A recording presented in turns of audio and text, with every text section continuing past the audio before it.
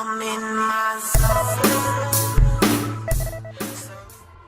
Hey, this is Zero at ReviewZoneHD, and I'm bringing you a review for Hotline Miami, which I'm going to be showing the PlayStation 3 footage of this game throughout this video, but I finally had a reason to cut my Vita on after not playing it since February when I did the Generation of Chaos coverage, and I'll be giving my thoughts on both versions of this title. Now, when I first cut this game on and I played through the tutorial in the first stage or two, I wasn't really sure what to think about it, and at first I really wasn't enjoying it all that much. But after playing for about 30 minutes, I was just completely hooked and did not want to turn it off. This game is an absolute trip and definitely worth playing if you're not hung up on the psychedelic old school style of graphics that it's sporting. Now, when Retro City Rampage released last year, I kind of ripped into that game in the review. I really didn't enjoy playing that title all that much. It had a few cool throwback moments, but the core gameplay just didn't do it for me. In fact, after I posted that review, I never played that game again. And while Hotline Miami may resemble Retro City Rampage in a sense that it has a similar retro style graphic look to it, the core gameplay on here is a lot more entertaining and addicting in my opinion, and graphically the objects on the screen are bigger and more profound, so you don't have to squint to try to figure out what you're looking at.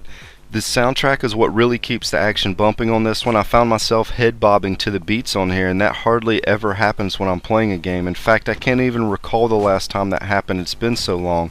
I don't think anybody's going to object to the smooth soundtrack and the peppy sound effects.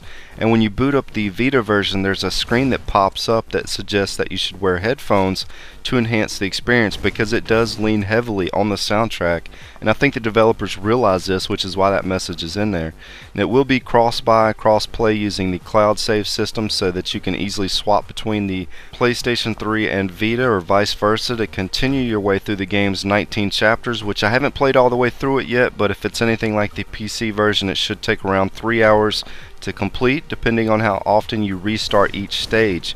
And you will be restarting an awful lot on here. In fact, one trophy is for dying 1,000 times on the game, and that will happen a lot faster than you would think. While this may sound frustrating, the way the game checkpoints and instantly allows you to retry most areas with just a tap of a button, no loading involved, it keeps the frantic action and fast pace going, so you're not going to be sitting around thinking about how you just died. I only got frustrated playing once, even when I died 15 or 20 times in the same section, but the core gameplay focuses just as much on strategy and planning as it does on lightning fast button presses. If you fire a weapon near other enemies, they will run to investigate the situation, so sometimes it may be best to take out enemies quietly by hitting them with a door, punching them, or hitting them with a melee weapon. The gameplay opens up even more through the use of masks that you collect for completing stages, and each mask gives some type of ability, such as a lethal door hit or more weapons spawned on the stage. The game isn't perfect though. There were a few times that the hit detection can get a little wonky when an enemy is right on top of you, and I died a few times under some very odd circumstances.